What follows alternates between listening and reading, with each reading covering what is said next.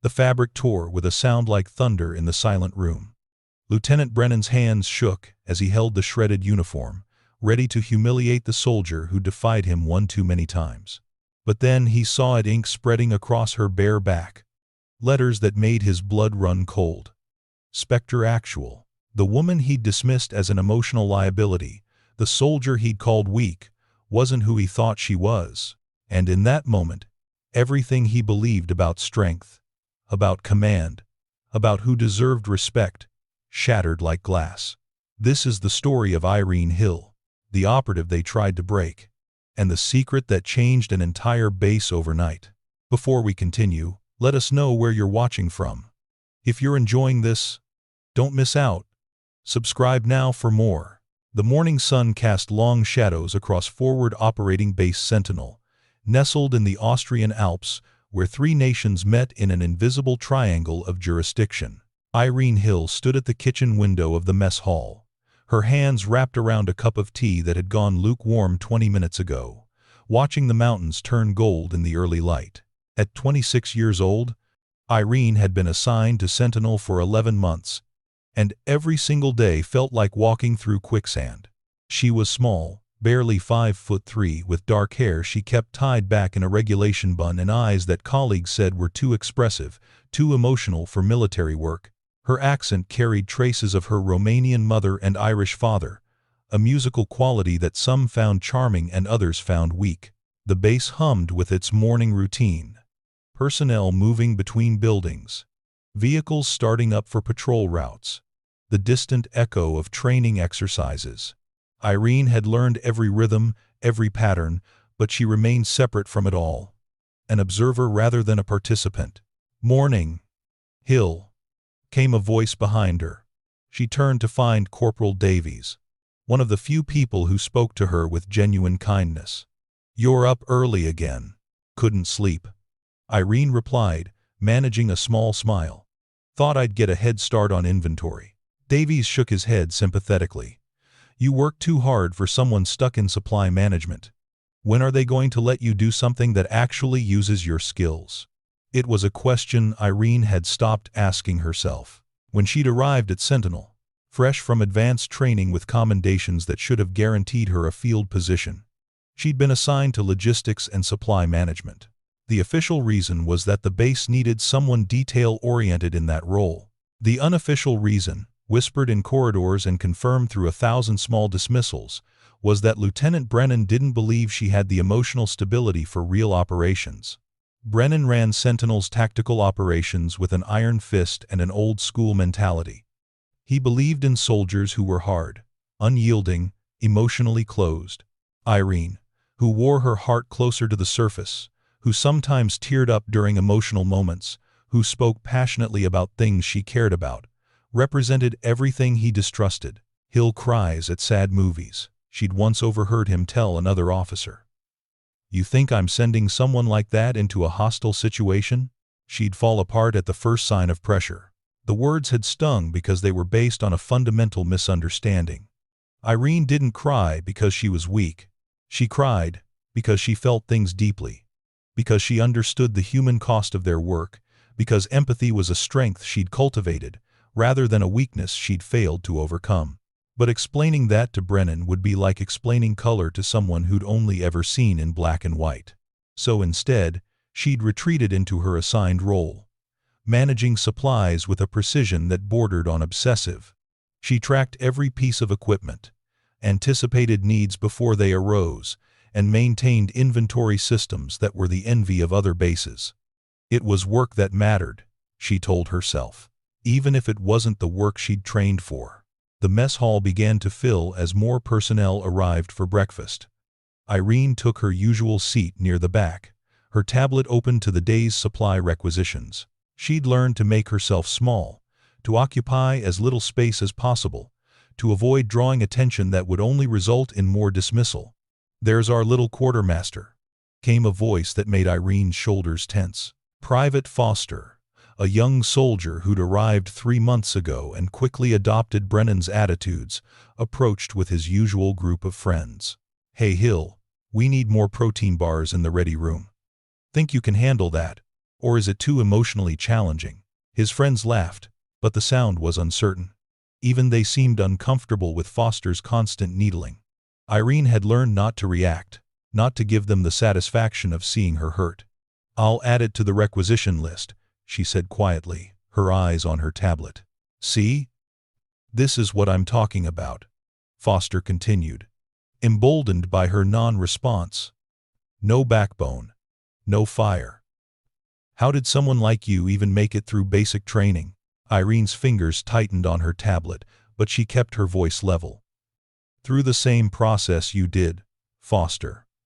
By meeting the standards." "Yeah, but standards are different for—" Foster began, but Davies cut him off. "That's enough," Davies said firmly, moving between Foster and Irene's table. "Why don't you focus on your own job instead of bothering someone who's doing hers?" Foster sneered but backed off, muttering something about emotional support animals as he walked away. Irene appreciated Davies' intervention, but it also reinforced her position as someone who needed defending, someone who couldn't stand up for herself.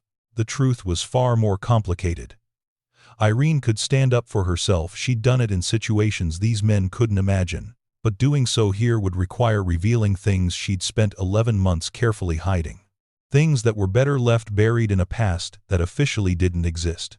After breakfast, Irene made her way to the supply depot, a large warehouse-style building on the eastern edge of the base. This was her domain. Rows of shelving containing everything from ammunition to medical supplies, from vehicle parts to cold-weather gear. She knew the location of every item, could find anything blindfolded, had systems within systems that ensured nothing was ever missing or miscounted.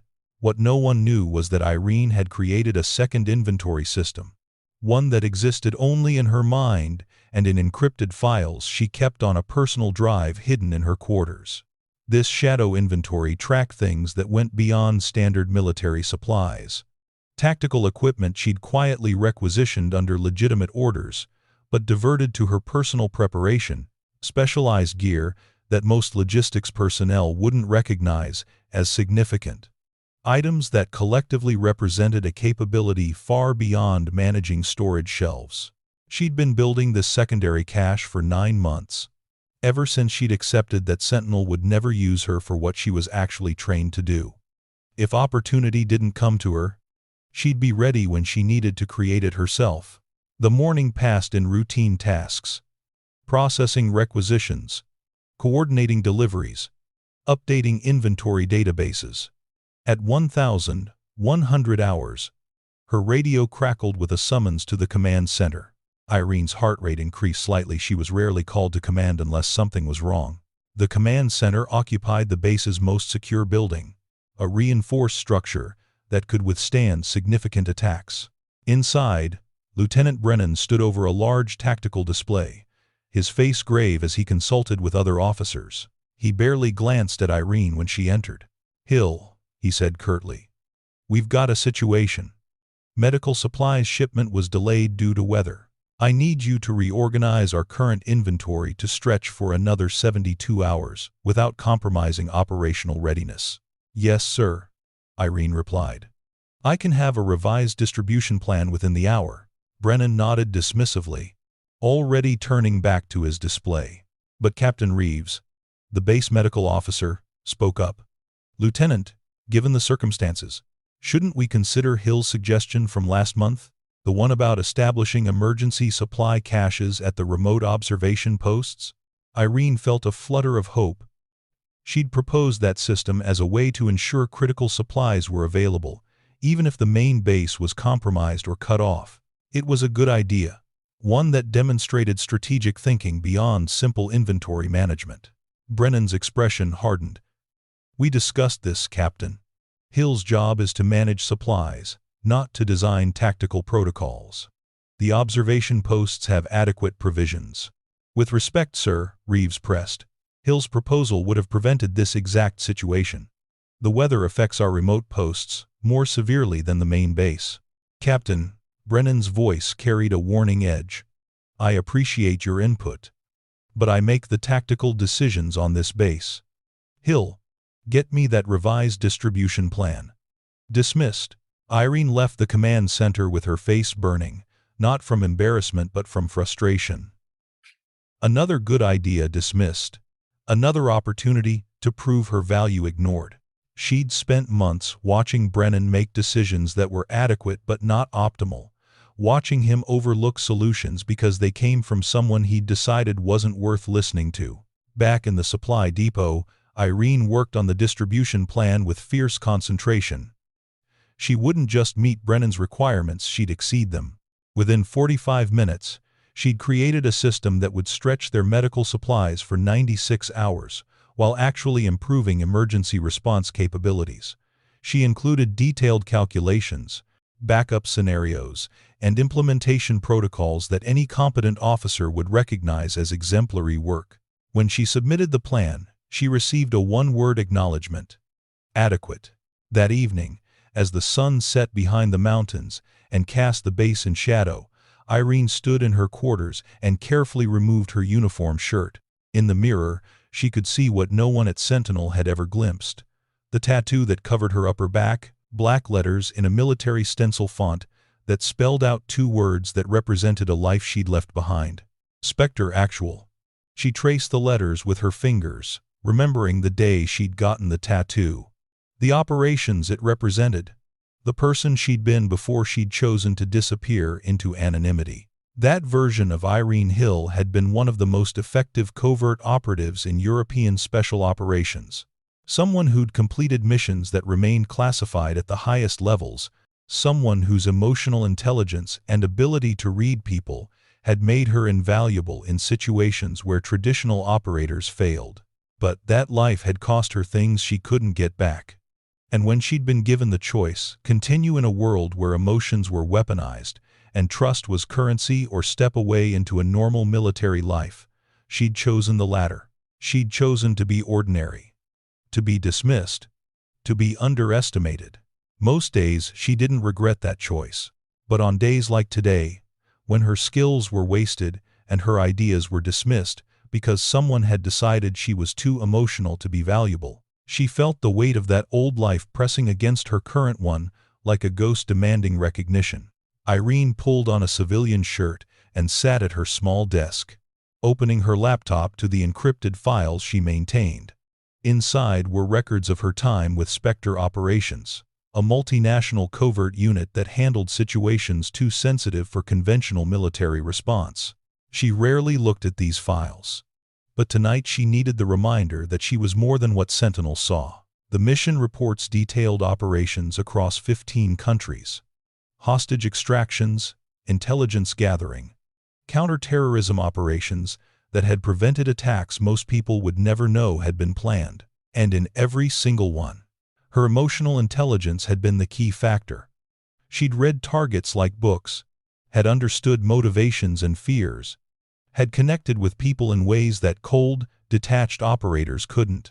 Her codename Actual had been earned through field performance that exceeded every expectation. In Spectre's hierarchy, Actual meant you were the person in charge, the one making final decisions, the one everyone else looked to when things went wrong. She'd carried that designation for 3 years before burning out so completely that continuing meant losing herself entirely.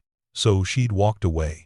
She'd requested a transfer to a regular military posting, had accepted a position that used none of her real skills, had chosen to be underestimated rather than overused. It was supposed to be peaceful. It was supposed to be simple. Instead, it was slowly killing her in a different way.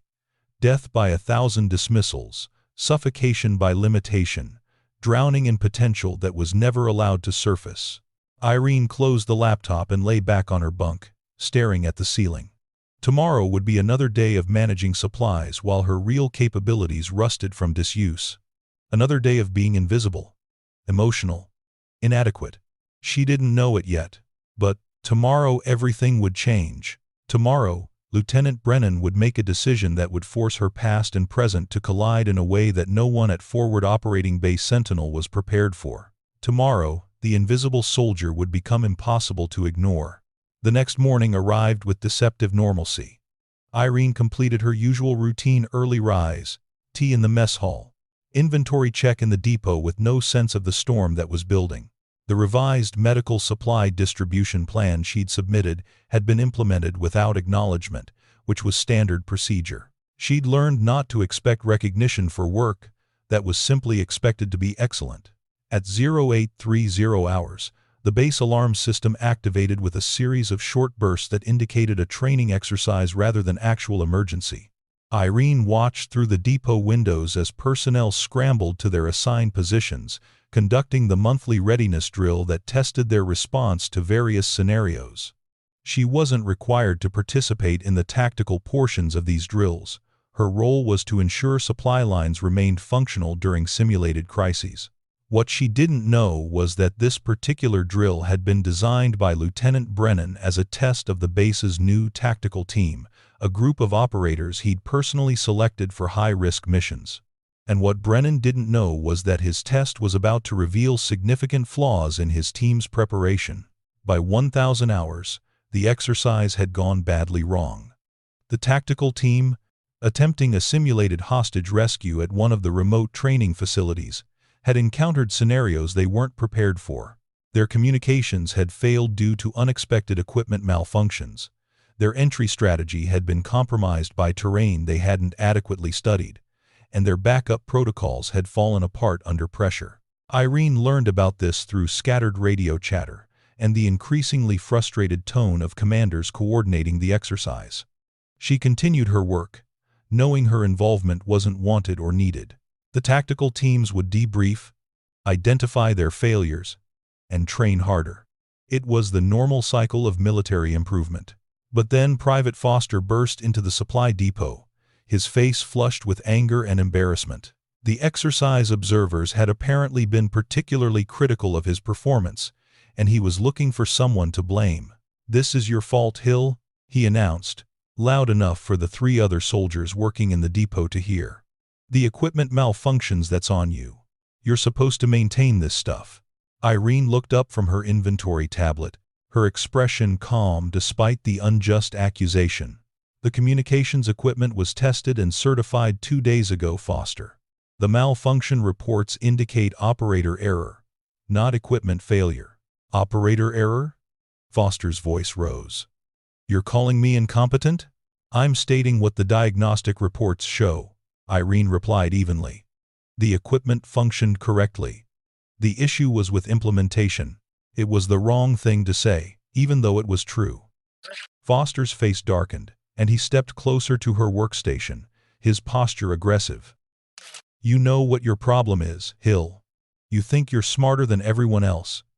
You sit here with your little systems and your perfect inventories, judging the rest of us who actually do the real work." "That's not," Irene began, but Foster cut her off. "You're not a soldier. You're a clerk.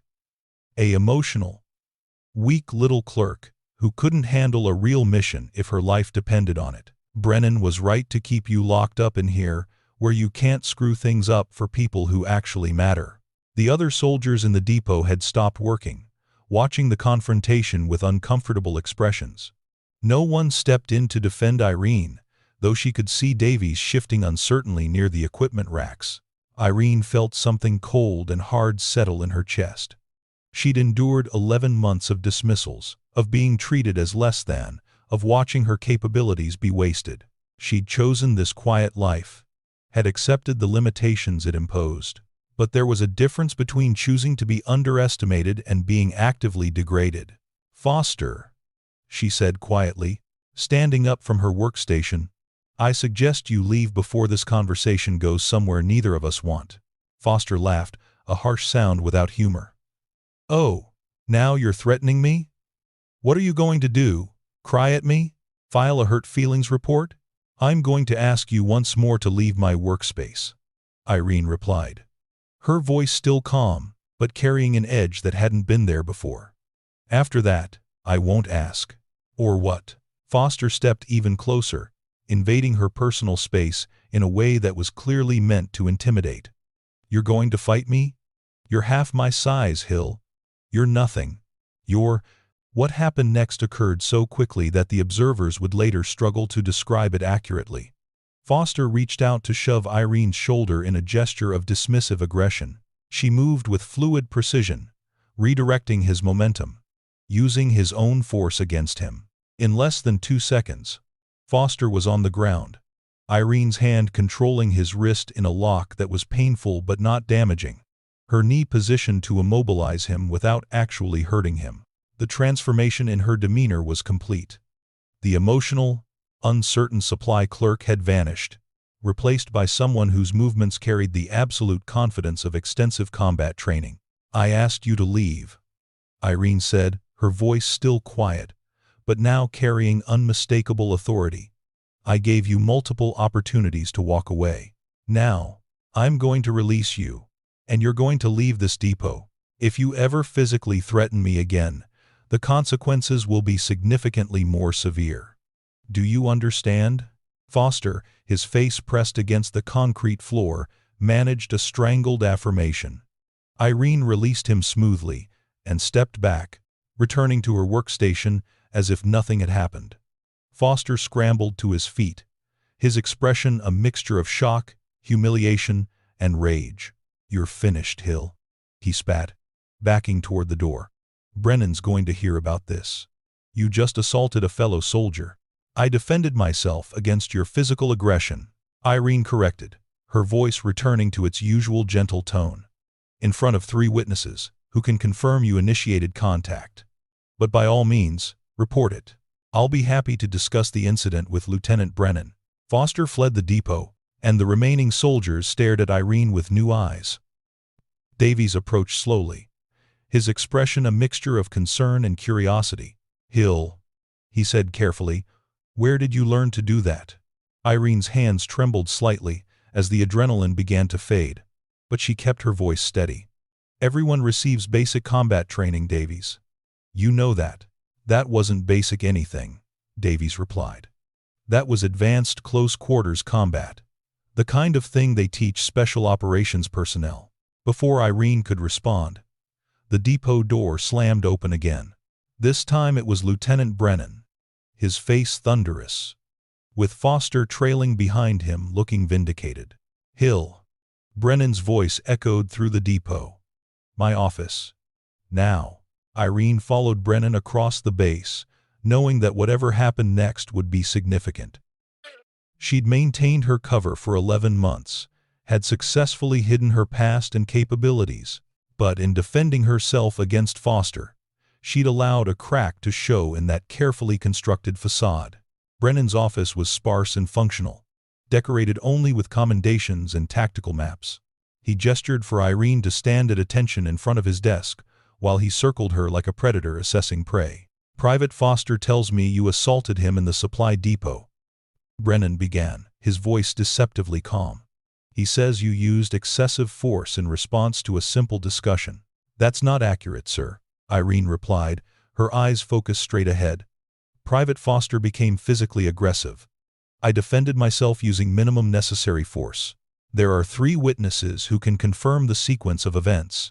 "I don't care about the sequence of events," Brennan snapped. "I care that my logistics specialist apparently has combat training she never disclosed." "Where did you learn those techniques, Hill?" "Basic combat training, sir.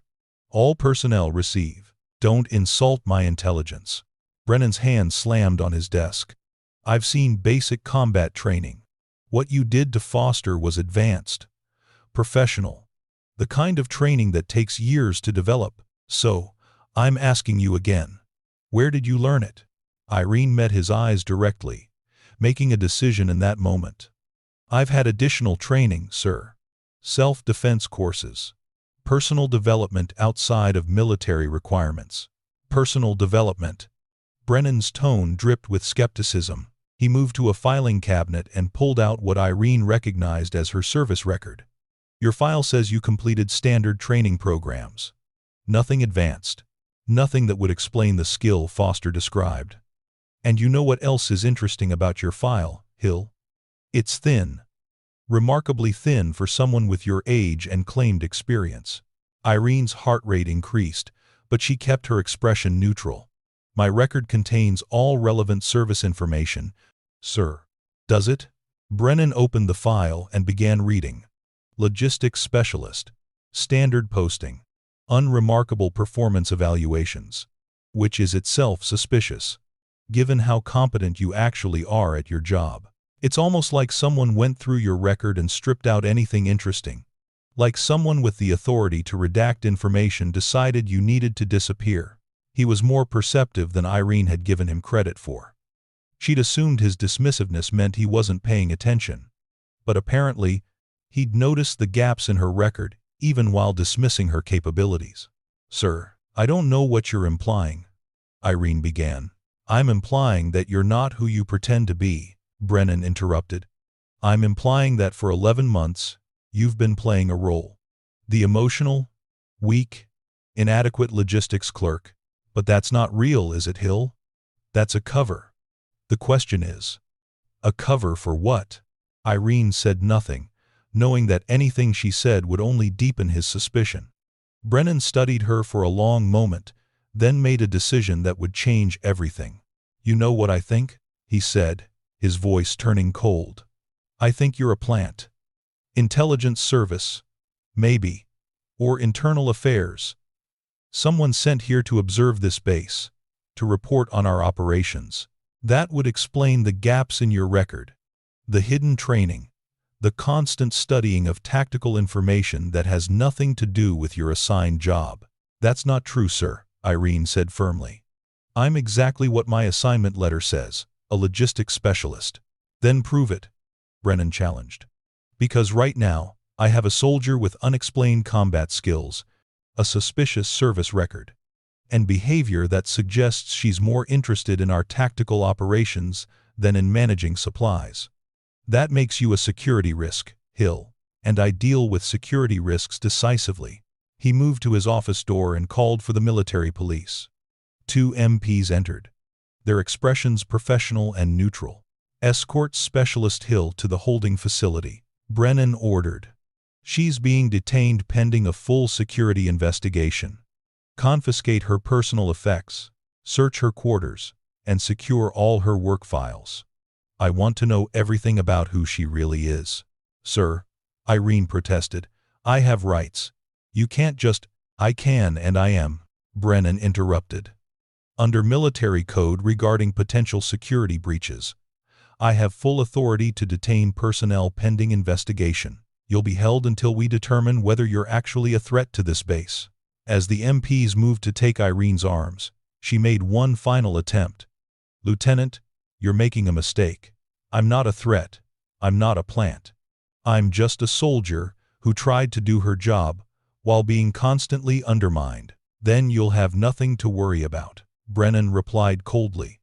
"The investigation will clear you, and you'll return to your duties. But if I'm right, if you are here under false pretenses, you're going to face serious consequences." The MPs escorted Irene out of the office, across the base toward the small holding facility used for disciplinary cases. Soldiers stopped to watch the unusual spectacle, quiet, emotional Hill being marched under guard like a criminal. Irene could see Foster watching from near the training grounds, his expression triumphant. The holding facility consisted of 3 small cells and a processing area. The MPs were professional but thorough, documenting everything Irene had on her person. Her ID tags, her phone, standard issue, nothing classified. Her wallet, her keys. One of them noted the slight trembling in her hands, the emotional response that Brennan would no doubt use as evidence of guilt. "This is wrong," Irene said quietly, as they prepared to lock her in a cell. "This is a violation of procedure and my rights as a soldier." "Take it up with your lawyer," one of the MPs replied, not unkindly. "We're just following orders." The cell door closed with a heavy metallic click, and Irene was alone. She sat on the narrow bunk and tried to control the emotions, threatening to overwhelm her.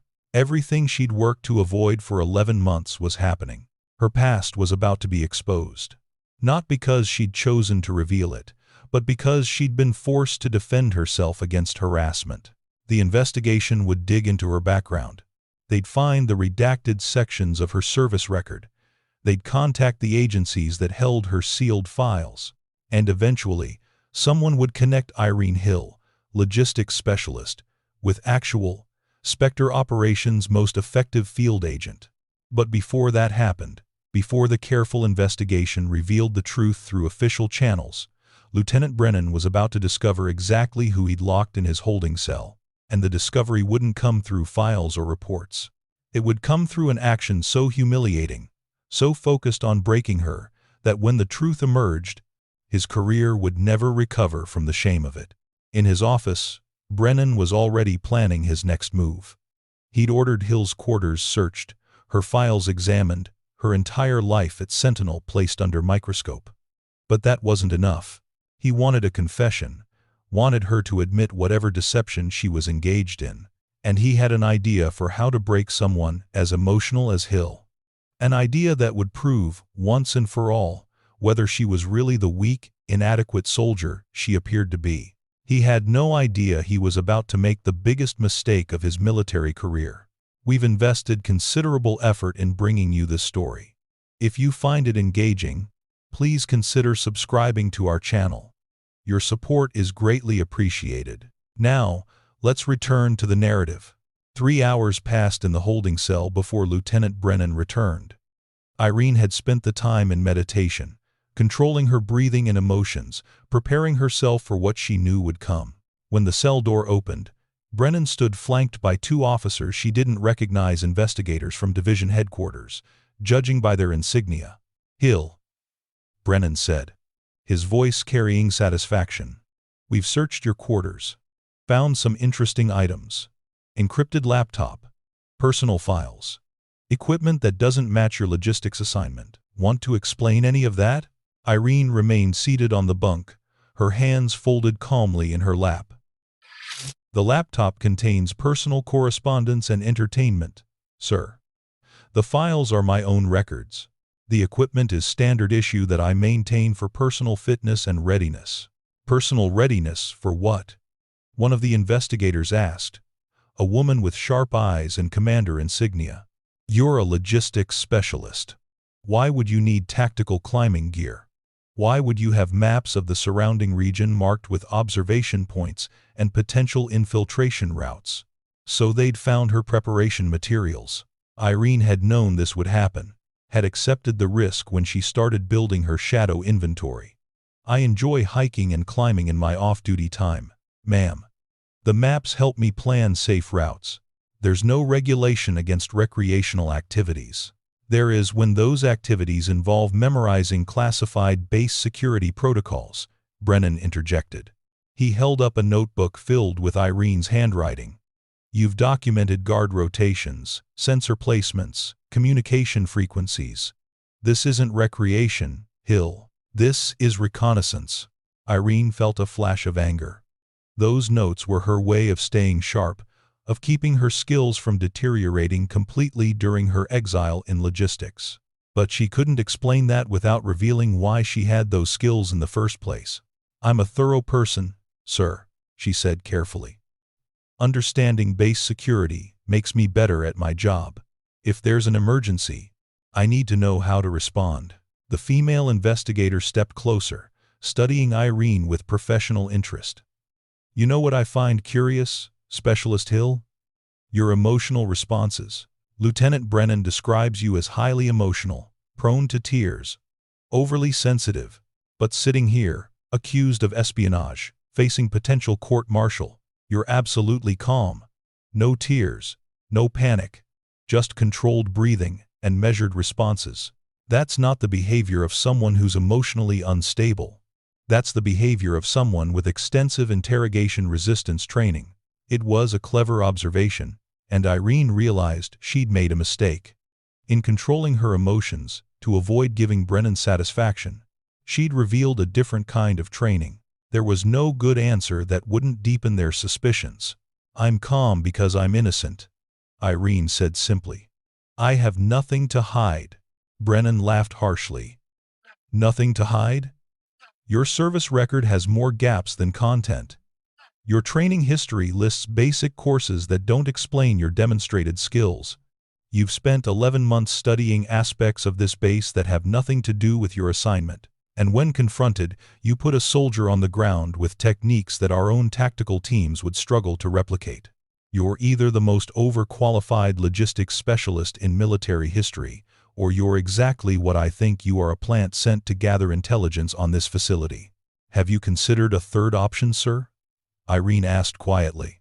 That I'm simply a competent soldier who's been systematically underutilized because you decided I was too emotional to be valuable. The statement hung in the air, challenging. The female investigator's expression shifted slightly. Perhaps she recognized the ring of truth in Irene's words. But Brennan's face darkened with rage. Underutilized? His voice rose dangerously. I gave you a position appropriate to your capabilities. Managing supplies doesn't require emotional stability or tactical thinking. It requires following procedures and counting inventory. Which, despite your claims of being so competent, you apparently can't do without conducting unauthorized intelligence gathering on the side. Sir, the female investigator began, but Brennan cut her off. I want a full psychological evaluation, he ordered. And I want her uniform and personal effects examined for any hidden communication devices or intelligence materials. Strip search. Complete documentation. If she's hiding something, we're going to find it. Irene's heart rate spiked for the first time since her detention. A strip search would reveal the tattoo. And once they saw those words, SPECTRE ACTUAL, the investigation would take on an entirely different dimension. Sir, that seems excessive. The investigator tried again. It's procedure for suspected espionage, Brennan insisted. We do this by the book. Hill, stand up. Irene remained seated, calculating her options. She could refuse, which would only deepen suspicions. She could comply, which would reveal her past immediately. Or she could tell them the truth now. Explain her background before they discovered it through humiliation. Lieutenant Brennan, she said carefully, before you proceed with this, I should inform you that my service record contains classified information accessible only through proper channels. If you pursue this investigation without following proper security protocols, you may expose information that's above your clearance level. It was a gamble, a warning that should have made any competent officer pause. But Brennan was too far into his conviction, too certain of his righteousness. Nice try, Hill, he sneered. But I'm not buying the mysterious classified background story. That's exactly what a intelligence operative would say when they're caught. Guards, prepare the examination room. Commander Ellis, you'll supervise the search. I want everything documented.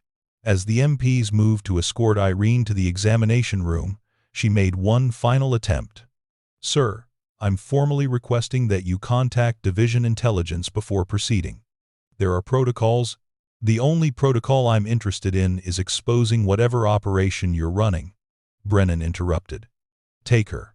The examination room was clinical and cold, equipped with a metal table and bright overhead lights that left nowhere to hide. Commander Ellis entered behind Irene and the MPs, her expression professional but uncomfortable. Whatever she thought of Brennan's suspicions, she was clearly troubled by the escalating nature of his investigation.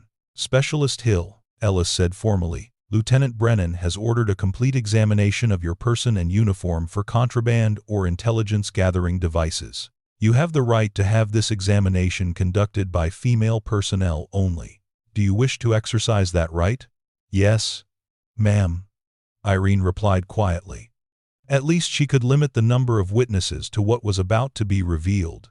Ellis dismissed the male MPs and called in a female military police officer. Corporal Zhang will assist with the examination. We'll proceed systematically. Remove your boots first.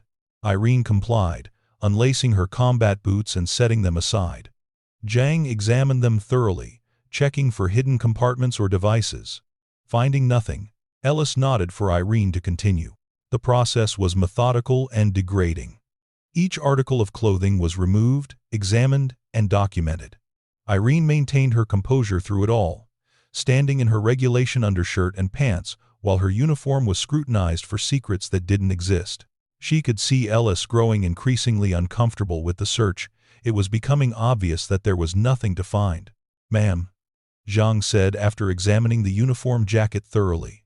There's no evidence of any devices or materials. This is standard issue. Properly maintained. Continue with the full examination, came Brennan's voice through the intercom. He was watching from the observation room, determined to see this through, despite the lack of evidence.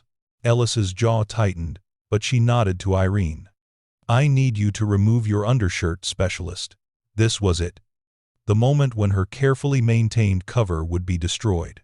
Irene met Ellis's eyes directly, trying to communicate something warning, perhaps, or apology, for what was about to complicate everyone's day.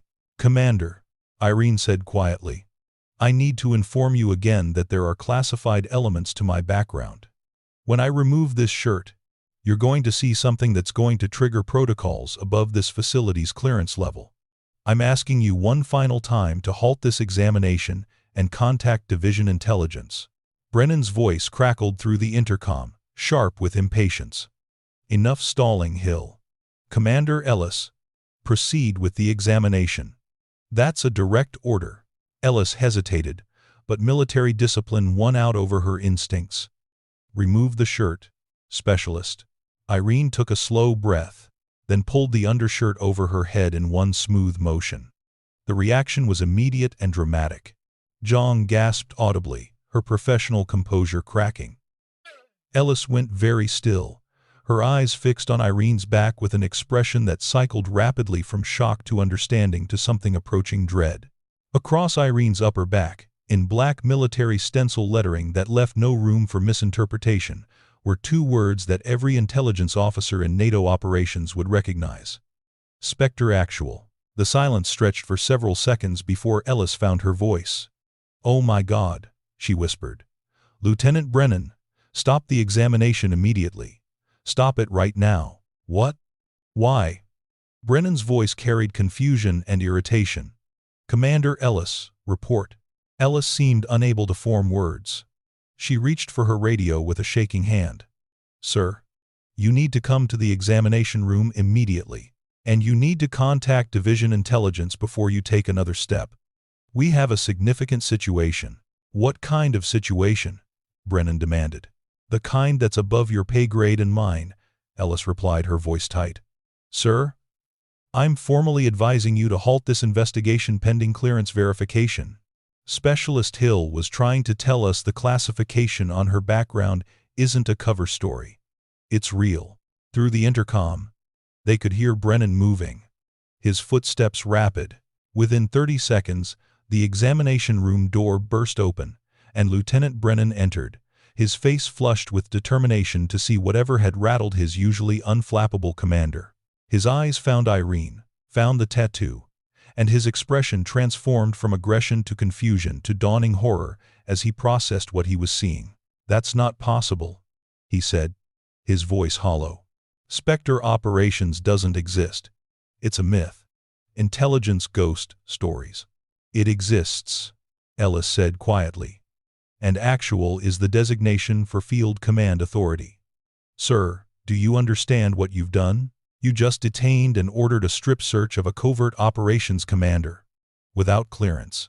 Without following proper protocols. This isn't a security investigation anymore. This is a career-ending incident. Brennan stared at the tattoo, his face cycling through expressions as the implications cascaded through his mind. Everything he'd believed about Irene Hill, that she was weak, emotional, inadequate, had been a cover. And he'd been so convinced of his own judgment that he'd brutalized her in his attempt to expose a conspiracy that didn't exist. I was following proper procedure, Brennan said weakly. She was acting suspicious. The combat training, the surveillance of base security. She was maintaining operational readiness, Ellis interrupted. Because that's what operators do. They can't turn it off just because they're assigned to a quiet posting. Sir, every action you've taken in the last 4 hours has been recorded and will be reviewed by intelligence oversight. And I can tell you right now how that review is going to conclude. Irene pulled her undershirt back on, covering the tattoo but not the damage that had been done.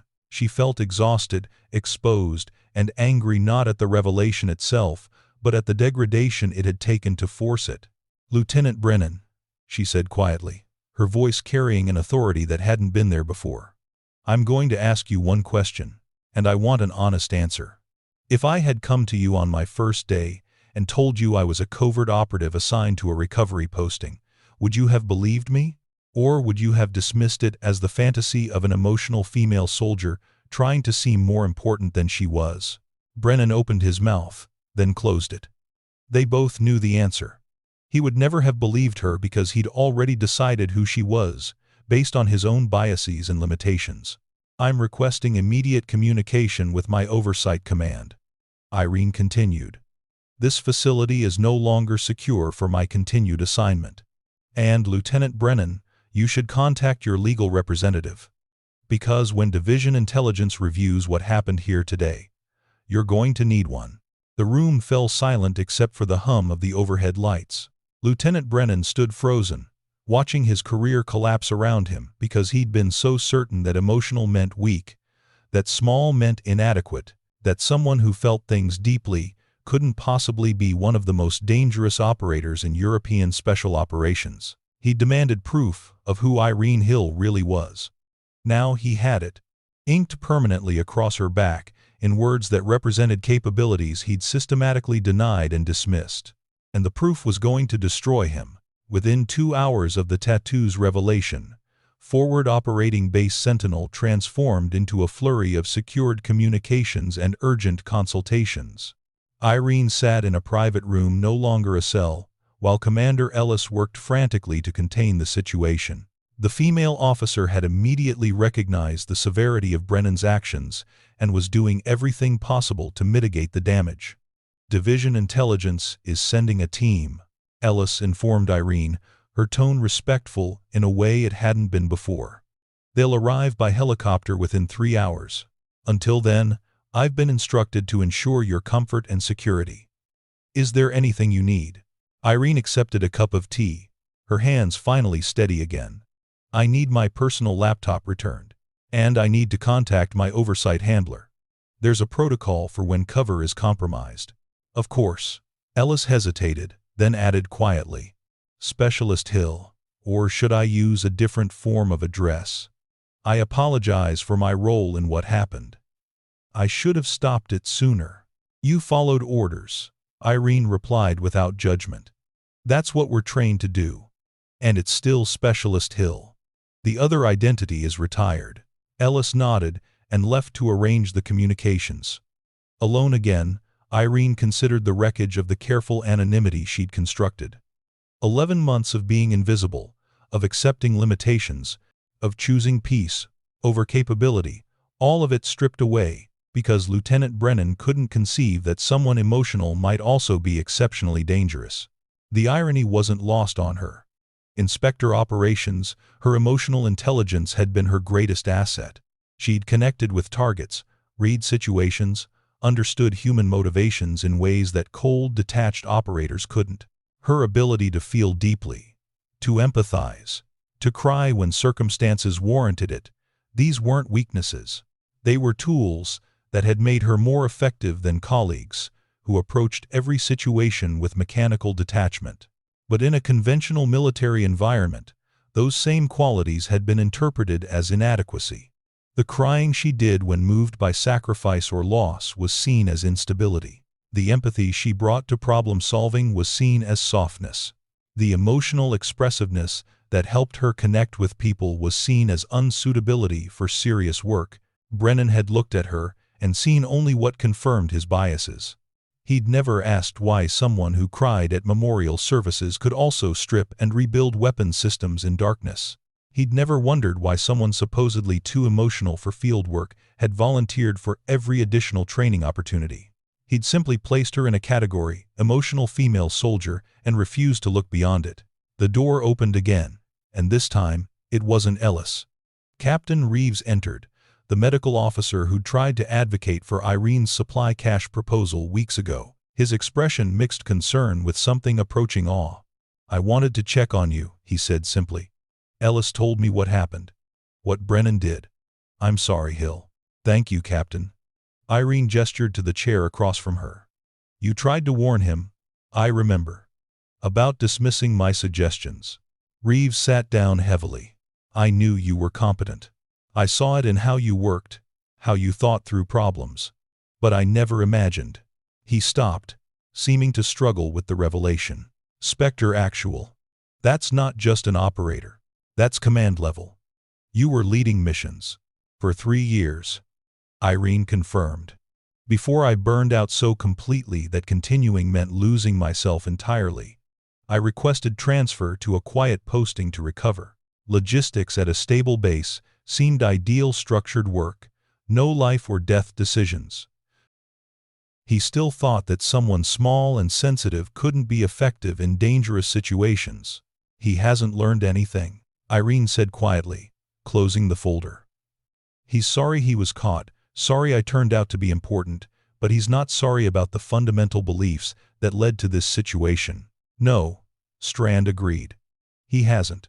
Which is why his case is valuable. It shows that individual punishment isn't enough. We need systemic change, not just consequences for the officers who get caught. Irene looked at the 3 folders on the table, each representing a different version of her future. Return to Spectre and risk burning out again. Join the training command and become defined by her victimhood. Take the integration specialist position and try to prevent systemic failures across the alliance. Or walk away entirely and start fresh without the weight of military service. I need time to think, she said finally. These aren't decisions I can make in one morning. Take 48 hours, Strand replied. But understand that whatever you choose, your time at Sentinel is over. This base isn't secure for you anymore. Not with your identity exposed. You'll be transferred regardless of which option you select. When would I leave? End of the week, Strand said. That gives you time to close out your duties. Say goodbye to anyone you want to speak with, and prepare for your next assignment. After the meeting, Irene walked back to her quarters, her mind spinning with possibilities and consequences. She'd come to Sentinel seeking invisibility and found persecution. She'd hidden her capabilities and been dismissed as inadequate. And when forced to reveal herself, she'd inadvertently become a symbol for a systemic problem she'd just wanted to escape. In her room, she pulled out her laptop and opened the encrypted files from her Spectre days. Mission reports, commendations, operational assessments, all evidence of who she'd been before she'd chosen to disappear. She read through them with fresh eyes, recognizing patterns she'd missed before. In every successful operation, her emotional intelligence had been the determining factor. She'd convinced a target to defect by understanding his fear for his family. She'd identified a security leak by recognizing micro-expressions during briefings. She'd negotiated a hostage release by empathizing with the captor's grievances. Her emotions weren't a weakness that interfered with her work, they were the core skill that made her exceptional. Lieutenant Brennan had looked at her tears and seen fragility. He should have seen capability being expressed in a form he didn't recognize. The tragedy was how common that misperception was. How many soldiers were being evaluated by metrics that measured only narrow definitions of strength. Irene closed the laptop and lay back on her bunk, staring at the ceiling. Somewhere in this base, there were other soldiers whose capabilities were being wasted, whose potential was being dismissed, whose value was invisible to commanders who only knew how to recognize one type of competence. She'd spent 11 months trying to heal by hiding. Maybe true healing required something different. Maybe it required using her experience, both her operational successes and her systematic dismissal, to create change that would outlast her individual career. By evening, Irene had made her decision. She walked back to the command center, where Colonel Strand was still working through the massive administrative consequences of the Sentinel incident. I've decided, she told him. Option 3. The integration specialist position. Strand looked up from his paperwork, studying her face. That's the hardest option, actual. It means constant engagement with situations like the one you just experienced. Are you sure you're ready for that? No, Irene admitted honestly. But I'm sure I need to try. What happened here can't be for nothing. If I can prevent other soldiers from experiencing the same dismissal, the same waste of potential, then maybe my suffering serves a purpose beyond just being a cautionary tale. You'll face resistance, Strand warned. Officers like Brennan exist throughout the alliance. They won't change easily. I know, Irene replied. But I also know that meaningful change requires someone willing to face that resistance.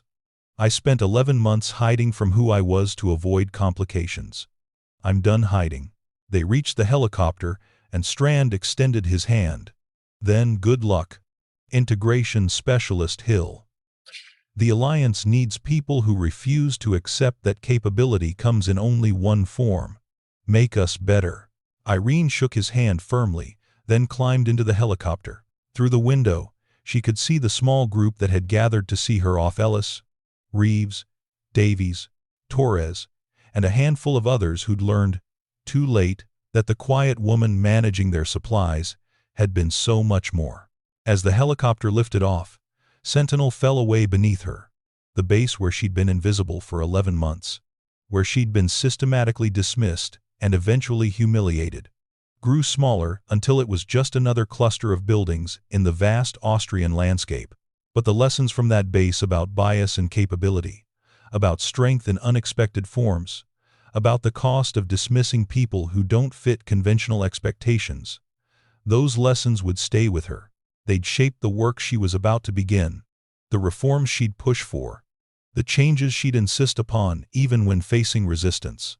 Lieutenant Brennan had cut her uniform to shreds, trying to humiliate her, trying to break her, trying to prove she was the security threat his biases insisted she must be. Instead, he'd exposed the tattoo that marked her as something he'd never imagined. A covert operative whose emotional intelligence and unconventional approach had made her one of the most effective agents in European operations. SPECTRE ACTUAL. 2 words that represented capabilities he'd been too limited to recognize. 2 words that would now drive reforms he'd never thought necessary. As the helicopter flew toward Brussels and her new assignment, Irene looked down at her hands. Small hands that Brennan had assumed meant weakness. The same hands that had completed operations across 15 countries, that had saved lives and gathered intelligence that prevented attacks most people would never know had been planned. She'd spent 11 months trying to hide these hands, trying to diminish what they represented, no more. The integration specialist role would be challenging, would force her to confront situations similar to her own suffering, would demand that she remain emotionally open while navigating institutional resistance. But for the first time since leaving Spectre operations, Irene felt like herself again, all the complicated, contradictory parts integrated into something sustainable, small and formidable, emotional and effective, vulnerable and dangerous. A soldier who cried at memorials and could also execute operations that others deemed impossible. Someone who'd been dismissed for feeling too much, but whose feelings had made her exceptional. The helicopter banked east, carrying her toward a future where she wouldn't have to choose between capability and authenticity, where being fully herself was not just permitted but required. Lieutenant Brennan had tried to expose her weakness by tearing her uniform. Instead, he'd revealed her strength by forcing her tattoo into the light.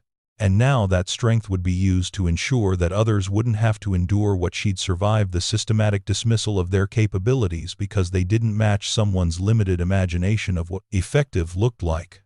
Below, Forward Operating Base Sentinel continued its daily operations. Above, Irene Hill flew toward the work that would define her second act, not as an invisible logistics specialist, not as a legendary covert operative, but as herself, complete and undiminished.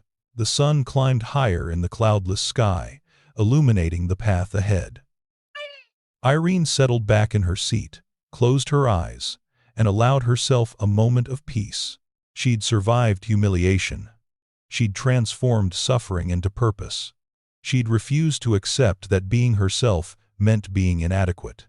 And now, she'd helped build a military where others wouldn't have to fight those same battles. The helicopter flew on, carrying her toward whatever came next. Irene was ready. 3 months after leaving Forward Operating Base Sentinel, Irene stood in a conference room at NATO headquarters in Brussels, presenting her first major assessment to a panel of senior officers. The room was filled with commanders from 6 different nations, all of whom had read the classified report on the Sentinel incident, and were now evaluating whether this young specialist could actually deliver the systemic changes she'd been tasked with implementing. Facility Alpha 7 in northern Italy, Irene began, displaying reconnaissance data on the large screen behind her. 3 highly qualified combat medics, 2 female, 1 male, have been assigned to routine sick call duties for the past 18 months. Their advanced trauma certifications are going unused. Their tactical medical training is deteriorating. Why? Because the facility commander believes that medics should focus on basic care rather than playing soldier. She advanced to the next slide, showing personnel evaluations. Meanwhile, the facility's tactical teams have been requesting embedded medical support for high-risk operations. The commander denies these requests, citing lack of qualified personnel. The qualified personnel are sitting in his medical clinic, treating routine ailments, and watching their specialized skills rust. A German colonel leaned forward. "How did you identify this situation, Specialist Hill?" "I requested access to personnel files across the facility, cross-referenced training certifications with duty assignments, and conducted confidential interviews with personnel at all levels," Irene explained. The pattern became obvious: capabilities weren't being utilized because the commander's personal beliefs about appropriate roles override operational needs. "And your recommendation?" asked a French general. "Immediate reassignment of the 3 medics to tactical support duties. Mandatory training for the facility commander on capability assessment, and implementation of a quarterly review process to identify similar mismatches between qualifications and assignments," Irene replied without hesitation. The panel exchanged glances. A British officer spoke up, his tone skeptical.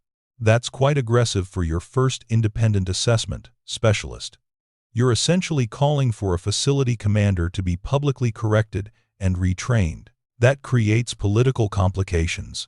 With respect, sir, the alternative is continuing to waste 3 highly trained medical professionals while tactical teams operate with inadequate medical support," Irene countered. "The political complications are less important than operational effectiveness and personnel well-being." The room fell silent. Then the German colonel smiled slightly. "She's right. You know, we created this position precisely because we needed someone willing to make uncomfortable recommendations.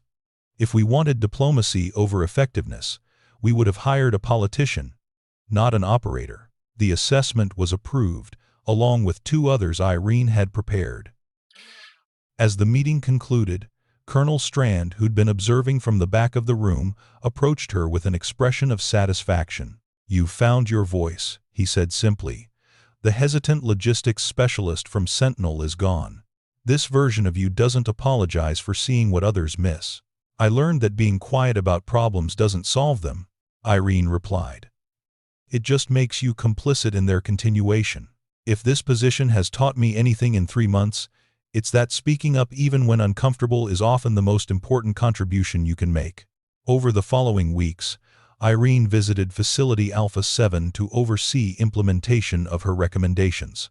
The commander, a career officer named Colonel Voss, received her with barely concealed resentment. He'd been publicly corrected based on her assessment, and his pride was clearly wounded. "Specialist Hill," Voss said during their initial meeting, his tone cold, "I've been ordered to cooperate with your recommendations, but I want you to understand that I've run this facility successfully for 3 years. I don't appreciate outsiders telling me how to manage my personnel." "I'm not here to tell you how to manage, sir," Irene replied calmly. "I'm here to help you utilize capabilities you may not have fully recognized. Your facility runs well," my assessment acknowledged that. "But running well and running optimally are different things."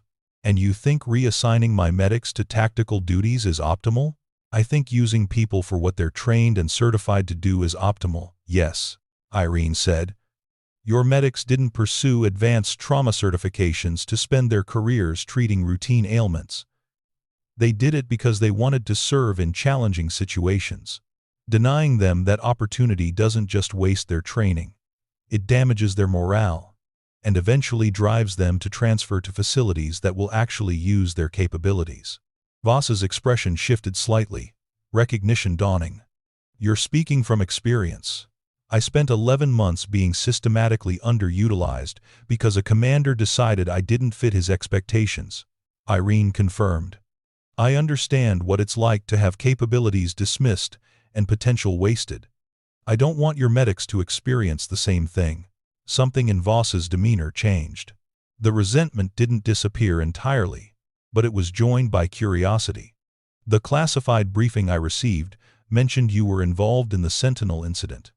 That you were, more than your assignment suggested. I was, Irene said simply. Which is why I recognize the signs when someone else is being limited by a commander's assumptions rather than their actual capabilities. Over the next 2 days, Irene worked with Voss and his staff to implement the reassignments. She met with the 3 medics, Sarah, Antonio, and Lynn, whose relief at finally being utilized properly was palpable. Sarah, in particular, reminded Irene of herself. Competent, passionate, and slowly dying inside from being confined to work far below her capabilities. Thank you, Sarah said quietly during a private conversation. I was starting to think I'd made a mistake pursuing advanced training, that maybe I'd overestimated my own abilities. Having someone acknowledge that the problem wasn't me that meant everything. The problem is rarely you, Irene replied. It's usually systems that can't adapt to capability in unexpected forms. Don't ever let someone else's limited imagination make you doubt your own value. On her final day at Alpha 7, Colonel Voss requested a private meeting. They sat in his office as afternoon sun streamed through the windows, and Voss looked at her with something approaching respect. I owe you an apology, Specialist Hill, he began.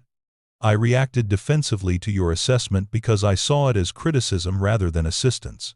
But watching how those medics have transformed over the past 2 weeks, their enthusiasm, their renewed sense of purpose, I understand now that I was holding them back. Not maliciously, but through assumptions I didn't realize I was making. That's the nature of bias, sir, Irene said gently. It's often invisible to the person holding it. The key is being willing to examine your assumptions when someone points them out, rather than defending them automatically. How did you develop that perspective? Voss asked. The ability to see these patterns so clearly? By being on the receiving end of them, Irene replied honestly. By experiencing what it's like when someone's preconceptions about who you are prevent them from seeing what you can do. That experience is painful, but it's also educational. It teaches you to look beyond surface observations and recognize capability wherever it exists. As Irene prepared to leave Alpha 7, Sarah approached with the other medics. We heard you're heading to another facility next, Sarah said. To do the same assessment there. I just wanted to say whoever you help next, they're lucky. You're changing lives. Specialist Hill, not just careers, but actual lives. Don't underestimate the impact of that. Irene felt the familiar emotion rising, the tears that had once been used as evidence of her inadequacy, now simply acknowledged as genuine feeling. That's exactly what I needed to hear today, she said. Thank you. Flying back to Brussels, Irene reflected on how far she'd come from the invisible logistics specialist at Sentinel. She was no longer hiding, no longer diminishing herself, no longer accepting that being emotional meant being weak. She was Irene Hill, integration specialist, changing systems one facility at a time, and she was just getting started. 6 months after the Sentinel incident, Irene received an unexpected message. Lieutenant Brennan had requested permission to speak with her, not officially, but personally. She debated ignoring it. But curiosity and a belief in second chances made her agree to a video call. Brennan appeared on screen looking older somehow, the aggressive confidence that had defined him replaced by something quieter and more uncertain. Specialist Hill, he began, his voice careful. Thank you for taking this call. I wasn't sure you would. I almost didn't, Irene replied honestly. What do you want, Lieutenant? To tell you that you were right, Brennan said simply. When you asked if people could actually change, you said I was upset about being caught rather than reconsidering whether my beliefs were wrong. You were correct. For months after my reassignment, I was angry at you, at Strand, at the system that destroyed my career. I blamed everyone except myself. And now? Irene prompted. Now I'm attending the training sessions that were developed from the Sentinel incident. Sitting in classrooms, listening to instructors use my failure as a teaching example. It's humiliating, Brennan admitted, but it's also educational. I'm finally starting to understand what I couldn't see when I had authority, that my definitions of strength and capability were incomplete, that I damaged good soldiers by forcing them into categories that didn't fit. That being certain I was right didn't mean I actually was. Irene listened without interrupting, letting him continue. There's a moment in the training where they show a recording of my final conversation with you at Sentinel, Brennan continued. When I asked if people can change, and you said I needed to distinguish between regretting consequences and reconsidering beliefs. Watching that moment from outside, hearing my own defensive tone, seeing my inability to truly examine my actions, it was like watching a stranger, someone I don't want to be anymore. So you're calling to tell me you've changed? Irene asked, her tone neutral. I'm calling to tell you I'm trying to change, Brennan corrected. Real change isn't a single revelation, it's constant work. Questioning assumptions I've held for decades, recognizing biases I didn't know existed, learning to see capability in forms I was trained to dismiss. It's harder than any tactical training I've ever done, but it's necessary. And I wanted you to know that your suffering at Sentinel, as terrible as it was, is creating real impact. I'm not the only officer going through this training. Hundreds of us are being forced to confront our limitations. That's your legacy, Specialist Hill. Irene considered his words carefully. Lieutenant Brennan, I appreciate you sharing this. But my legacy isn't about your education. It's about ensuring that future soldiers don't have to endure what I did. You're learning from your failures, which is valuable. But the real measure of change will be whether officers like you create environments where people like me can contribute without first being diminished. I understand, Brennan said. And you're right. I'll spend the rest of my career trying to make up for the damage I caused, not just to you, but to every soldier I underestimated because they didn't match my limited expectations. That's my commitment to you. After the call ended, Irene sat quietly, processing the conversation. Brennan's transformation, genuine or not, was less important than the systemic changes his failure had triggered. The Sentinel initiative was now operating across NATO facilities, identifying mismatches between capabilities and assignments, educating commanders about bias, creating pathways for diverse forms of competence to be recognized and utilized. Her own work continued to expand. She'd completed assessments at 12 facilities, identifying dozens of underutilized personnel and implementing changes that improved both operational effectiveness and individual well-being. The resistance she'd anticipated materialized regularly. Officers who resented her authority, commanders who defended their decisions, systems that pushed back against change. But she'd learned to navigate that resistance with a combination of data, empathy, and unwavering commitment to the mission. Colonel Strand visited her office in Brussels one afternoon, carrying news. The Sentinel initiative is being expanded, he announced.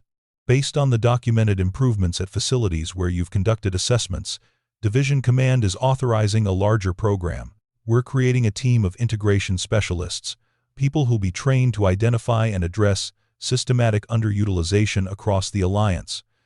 You'll be leading that team. Leading? Irene repeated, surprised. Sir, I've only been doing this work for 6 months.